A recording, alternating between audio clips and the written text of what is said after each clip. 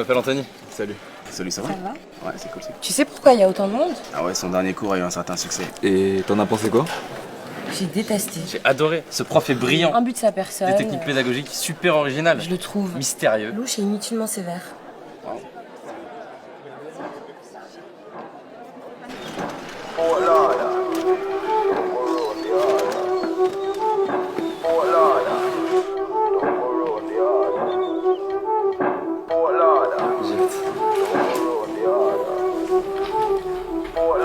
Surtout te fais pas remarquer et reste bien attentive.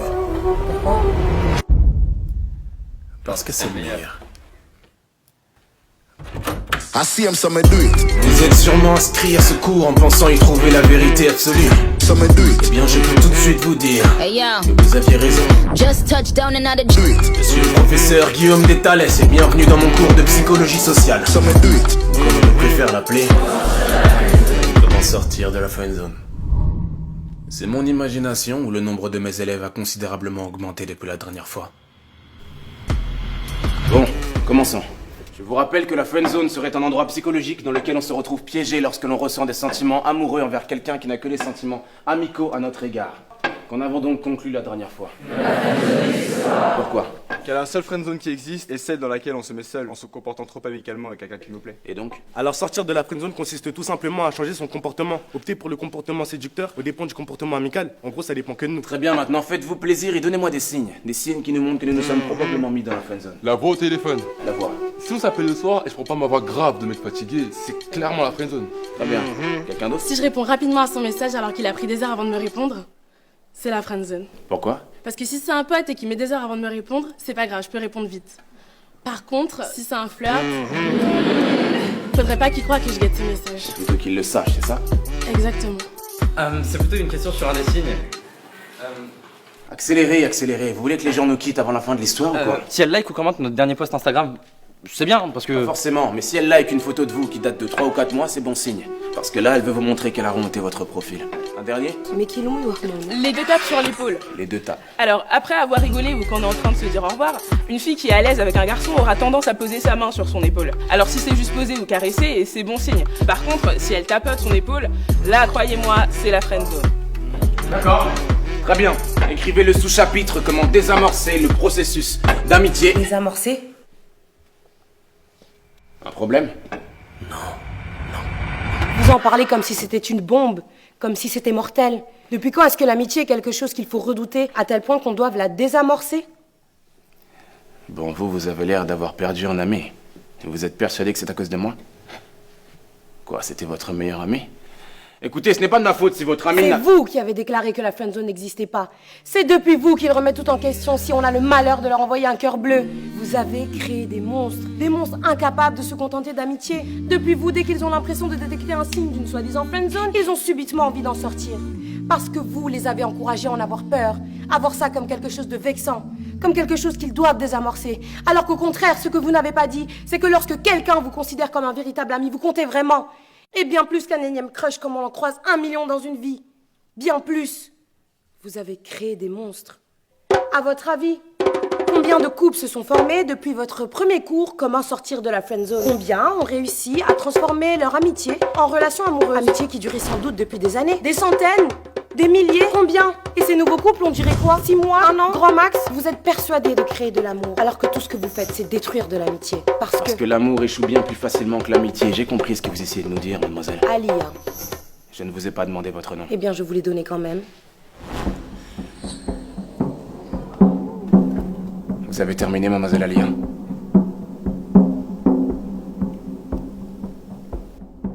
Reprenons. Vous avez créé des monstres.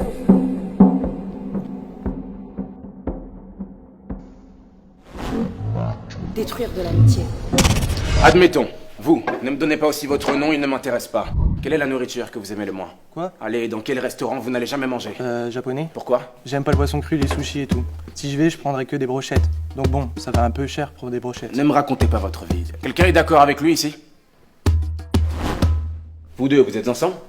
Non, on est juste potes. Ouais. Combien de fois êtes-vous allé manger au resto japonais du coin de la rue à l'heure du déjeuner? Plusieurs fois. C'était bon? Ouais, j'aime bien. Pourtant, vous avez levé la main, vous, donc vous détestez ça, n'est-ce pas? Oui, mais... Vous aussi, vous avez levé la main. Vous y allez quand même à deux? Bah non, on y va jamais ensemble, vu qu'il n'aime pas. Vous avez compris, mademoiselle Alia.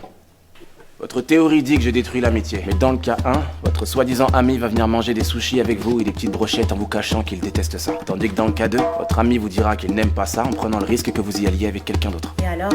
Dans le cas 1, c'est-à-dire dans le cas d'une friendzone, votre ami n'est pas lui-même. On fait tous des compromis en société. Là, il s'agit simplement de poisson cru. Mais jusqu'où ira votre ami friendzoné pour vous plaire, consciemment ou inconsciemment? Il calquera ses goûts sur les vôtres, cachera sa vision de la vie s'il a l'impression que vous en avez une opposée. Par exemple, il ne vous exposera pas son avis sur la peine de mort s'il a l'impression que vous êtes contre alors que lui est pour. Pourtant, c'est ce que devrait faire un ami, car un ami est juste lui-même et ne cherche pas à paraître comme le gendre idéal. S'il vous a avoué ses sentiments, comment pouvez-vous être sûr que vous étiez attaché à votre meilleur ami et pas plutôt au masque qu'il revêtait pour vous plaire?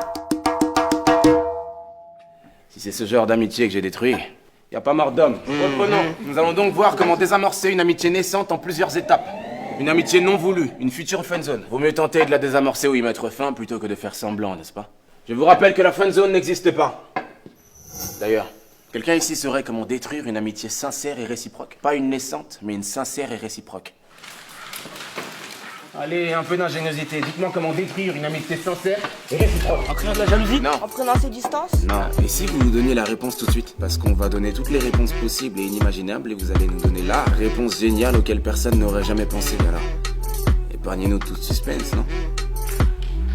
Le premier qui trouve la réponse à ce problème valide son semestre automatiquement. Instantanément. Quelle est la seule et unique façon de détruire une amitié sincère et réciproque? Comment on peut être sûr que vous avez la réponse? Peut-être que vous choisirez la meilleure réponse d'entre nous et vous direz que c'est celle que vous attendiez, alors que vous ne l'aviez même pas. D'accord. J'écris la réponse ici.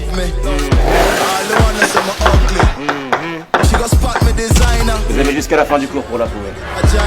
Avec vos histoires de sushi, vous vous rendez compte que vous dites presque si l'ami n'est pas sincère, c'est de notre faute? Vous lâchez pas le morceau, vous? Mais c'est de la faute des théories comme les vôtres, en fait. Comment un ou une amie qu'on connaît depuis des années peut basculer de l'autre côté, subitement? Mais lui avez-vous dit clairement qu'il n'y aurait que de l'amitié et jamais autre chose entre vous? Non, mais... Alors il a le droit de tenter sa chance puisque la friendzone n'existe pas. Mais on n'a pas forcément besoin de le dire, en fait. Ça se voit dans l'attitude quand c'est qu'amical et que ça ne peut rien être d'autre. N'importe qui le verrait, vous croyez? À part quelqu'un à qui vous avez monté la tête avec vos théories, n'importe qui serait capable de détecter une attitude purement amicale. On parie? Donnez-moi votre numéro de téléphone. Quoi?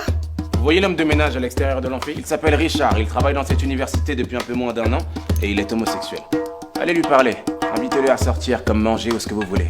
Invitez Richard mais purement amicalement comme vous dites. Vous prétendez que n'importe qui reconnaîtrait votre attitude amicale. Mais si Richard croit plutôt que vous lui faites des avances, alors il vous dira qu'il est homosexuel et qu'il n'est pas intéressé. Dans ce cas-là, je gagne le pari. Et dans le cas contraire, s'il accepte le rendez-vous, c'est qu'il aura reconnu vos intentions purement amicales. Et là, c'est vous qui gagnez le pari. Facile. Mais je n'aime pas les tricheurs, alors donnez-moi votre numéro de téléphone et cachez un écouteur dans l'une de vos oreilles. Je vous appelle en haut-parleur pour que tout le monde puisse entendre votre conversation avec Richard. Alors, pari tenu?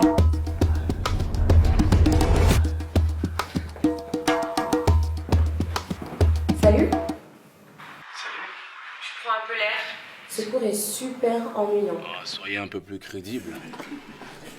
Je m'en va. Ouais. Vous avez déjà fait de la psychologie sociale? La conseillère d'orientation, ça compte. Vous sympathisez, là, vous trichez, proposez-lui. J'ai pas vraiment d'amis et j'ai personne avec qui aller manger. Donc, Wow. ça vous dit qu'on aille manger un truc ce soir? Ensemble? Ce soir? Ça vous dit? Ouais. Vous acceptez? Oui. Donc, vous acceptez de venir manger un truc avec moi ce soir? Ouais. Tu me plais bien, donc... Hein? Enfin, mais, Richard, vous êtes homosexuel. Homo quoi? Mais vous êtes un menteur! J'ai gagné. Mais vous m'avez dit qu'il était gay! Si je ne vous avais pas fait croire qu'il était gay, vous... J'aurais fait autrement! Oui, vous n'auriez pas été vous-même. Là, le croyant gay, vous n'aviez aucune crainte de lui plaire, alors vous avez eu une attitude amicale tout en étant vous-même. Mais il a quand même cru que vous lui faisiez des avances, parce que chacun sa sensibilité. J'ai gagné. Revenons-en au cours. Comment désamorcer une amitié naissante et non voulue? 1. Choisissez. Saisissez toutes les occasions de ne pas le ou la laisser choisir. Que ce soit le film que vous allez voir au cinéma ou la place où vous asseyez au resto. Imposez votre choix. Finalement, tu lui ressembles. À ce prof. Hein, tu lâches pas l'affaire comme lui. Mieux vaut l'agacer plutôt que d'être toujours d'accord avec lui ou elle. Mais fais gaffe à pas trop le pousser à bout. Parce que je pense pas que lui supporterait de réaliser qu'il a peut-être tort. Ne soyez pas trop visiblement à l'aise. Montrez de la timidité et de la réserve. On est trop à l'aise avec un ami, pas avec un amant. 4. Soyez plutôt distant que trop présent. Ignorez-le ou là pendant 2 jours et revenez comme une fleur le 3e. Laissez l'autre revenir vers vous. 5. Non. Yes, c'est la fille qui m'a friendzoné, monsieur. Non, ne répondez pas. Ne répondez pas! Allô? Oui, tu m'as demandé de t'appeler. Qu'est-ce que je dis? Il y a plein de choses que tu ne sais pas de moi. Écoute Charles, si c'est encore par rapport à ce dont on a parlé, je te répète pour la énième fois que je te considère comme un simple ami. Je suis désolée si t'as compris autre chose, mais... Tu n'as jamais été une amie pour moi. D'accord, tu me l'as dit 10 fois. J'ai compris, d'accord. Mais s'il te plaît, Charles, arrête. Tu m'appelles tous les jours, c'est bon, j'ai compris. Tu commences réellement à me faire peur, en fait. Lâche l'affaire, s'il te plaît. Allô? Alors c'est bon? Elle va me rappeler, c'est ça? C'est quoi la prochaine étape? Vous allez me sortir de la friendzone, monsieur? Hein? La friendzone n'existe pas? Asseyez-vous et fermez-la. Vous ouvrez encore la bouche sans que je vous ai donné l'autorisation et je vous mets à la porte à tout jamais. Vous avez compris? C'est vous. C'est depuis vous. Vous avez créé des monstres. Des monstres!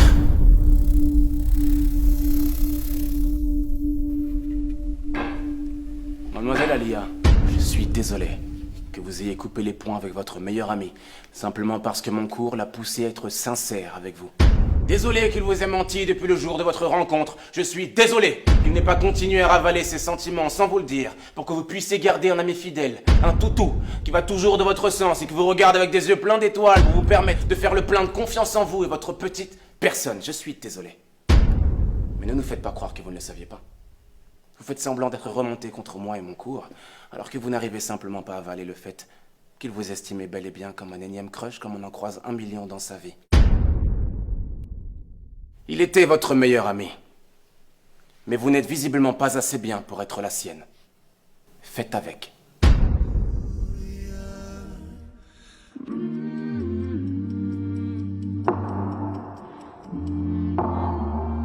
Je ne suis pas vraiment d'accord cette fois, monsieur.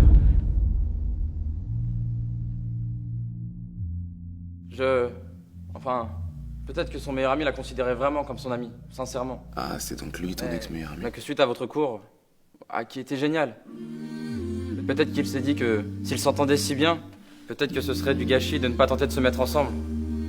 Et puis, peut-être qu'à force d'y penser, il a fini par lui faire part de tout ça. Mais que ça a brisé quelque chose entre eux et qu'ils ont préféré s'éloigner. Mais de là à dire que l'amitié n'était pas sincère... Je vous avais dit que le prochain qui ouvrait la bouche dans mon cours sans mon autorisation serait mis à la porte, alors fichez-moi le camp. Je dis fichez-moi le camp! Vous croyez où là? J'ai une tête de psy conjugale ou quoi? Vous croyez pouvoir venir dans mon cours, raconter vos sornettes comme si j'étais un plateau télé?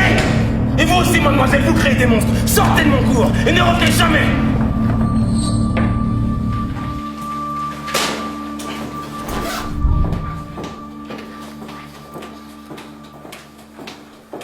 Ce prof est complètement malade.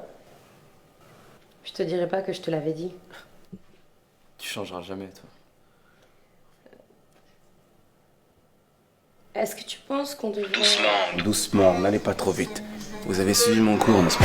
Et vous aussi, mademoiselle, vous créez des monstres. Sortez de mon cours. Désolé qu'il vous ait menti depuis le jour de votre rencontre, toutou. Mais vous n'êtes visiblement pas assez bien pour être la sienne. Je ne suis pas vraiment d'accord cette fois, monsieur. Trouvez-moi, c'était votre meilleur ami. Et vous aussi, mademoiselle, vous créez des monstres. Sortez de mon cours et ne revenez jamais. Quoi? Non, rien. Vous savez alors comment désamorcer une amitié. Si vous voulez la réamorcer, faites l'inverse. Hein? Choisissez. Faites l'inverse, laissez-le choisir. Du moins, faites-lui croire que c'est lui qui choisit sa situation. Si tu m'avais dit ce que tu pensais comme tu l'as dit tout à l'heure, j'aurais peut-être mieux compris. Étape 2. Mieux vaut l'agacer que d'être toujours d'accord avec lui ou elle. Faites l'inverse. T'as raison.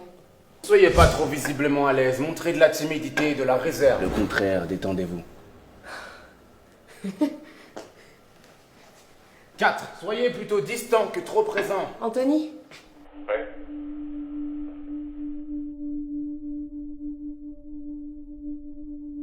La friendzone n'existe pas. C'est un endroit psychologique dans lequel on se retrouve piégé lorsqu'on a fait une erreur comportementale. Ça arrive, ça se rectifie. Tu sais, on peut aller parler et manger à la pizzeria, là où on avait l'habitude d'aller. Mais l'amitié est un choix. La refuser en est un aussi. Non. Si vous vous choisissez de détruire cette chose inestimable délibérément pour je ne sais quel état d'âme, quelqu'un ici saurait comment détruire une amitié sincère et réciproque. Vous ne pourrez vous en prendre qu'à vous-même. Allons plutôt manger un burger. J'ai jamais aimé les pizzas. Les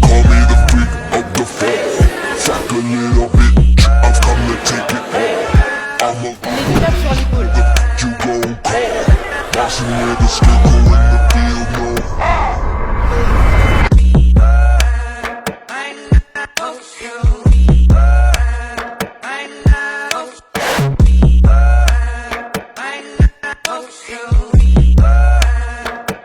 Yeah.